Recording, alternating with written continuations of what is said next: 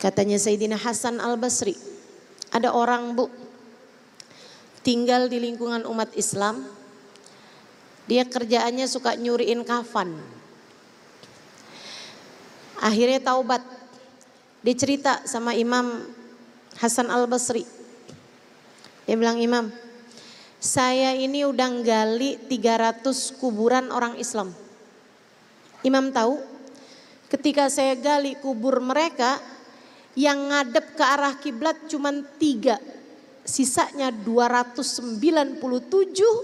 Ketika di dalam kubur Allah palingkan arahnya, enggak lagi menghadap ke arah kiblat karena dianggap bukan muslim di sisi Allah, bukan mukmin di sisi Allah, bukan lagi umatnya Nabi Muhammad.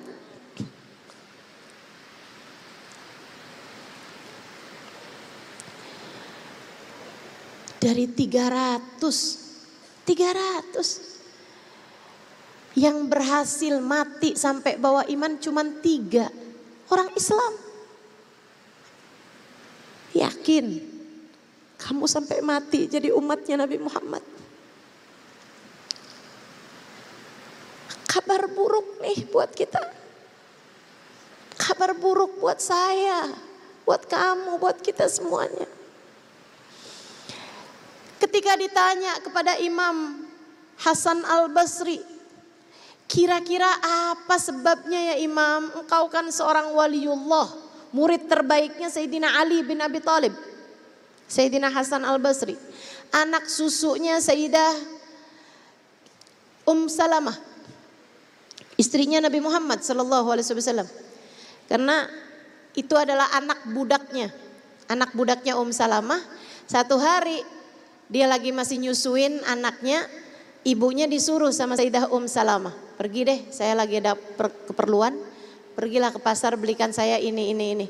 Anak bayi nih, Sayyidina Hasan Al-Basri, sesudah wafatnya Nabi ya, nangis kejer, pengen air susu ibunya. Ibunya lagi pergi, disuruh Sayyidah Salamah. Sama Sayyidah Salamah disusuin, sampai tidur. Bangun tidur, emaknya belum datang juga, disusuin lagi sama Sayyidah Salamah. Sampai ibunya datang, lah pinter banget anak saya, udah tidur aja nih, lapar pasti belum saya susuin. Salamah diem aja. Habis itu kemudian dia bangun, disusuin sama ibunya, nggak mau. Dia bilang, kenapa ya nih anak saya, sekarang saya susuin malah dia nggak mau.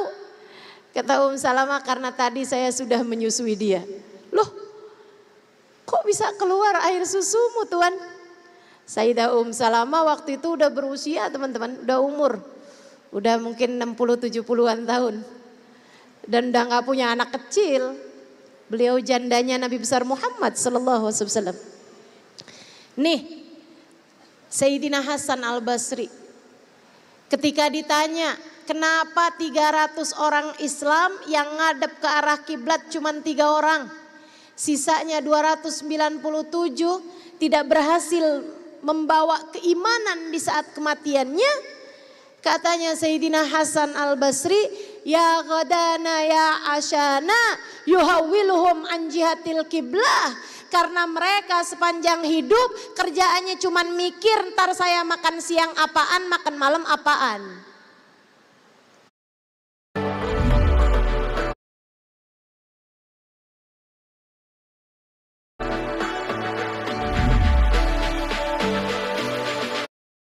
Saya makan siang apaan, makan malam apaan. Yang dipikirin urusan perutnya mulu. Yang dipikirin tentang dirinya aja. Enggak pernah jadi pikiran apakah Allah ridho padanya atau tidak. Enggak jadi pikiran apakah Allah memandangnya dengan penuh kasih sayang ataukah dengan penuh kemurkaan. Dia tidak lagi bertuhankan Allah, melainkan bertuhankan hawa nafsunya sendiri. Saya ketika dengar hadis ini, adab sama Allah. Kita sibuk memikirkan urusan rezeki yang padahal rezeki itu sudah dijamin sama Allah Subhanahu wa taala. Kita bahkan marah-marahin suami hanya karena urusan dia nggak bisa datengin rezeki buat kita. Hanya karena nggak bisa bawain uang buat kita. Kemudian kita marah-marah. Atau bahkan ada di antara kita ibu-ibu yang menilai anaknya, kalau kamu bisa ngasih duit sama saya, anak saya berbakti. Kalau kamu nggak bisa ngasih uang sama saya, berarti kamu adalah anak yang durhaka. Menilai kedurhakaan ataupun kebaikan anak hanya dari soal urusan uang, di mana imanmu? Di mana imanmu? Saudariku sekalian, Allah tersinggung sama orang-orang yang urusan rezeki yang udah dijamin sama Allah Subhanahu wa taala, kelabakan aja hatinya, belingsatan aja hatinya. Siapapun yang bisa mendatangkan duit buat dia dihormatin. Tapi siapa yang gak bisa mendatangkan kepentingannya dia rendahkan, dia remehkan.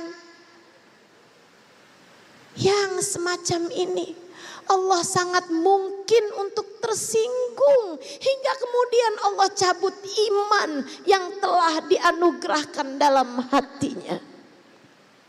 Hati-hati, hati-hati.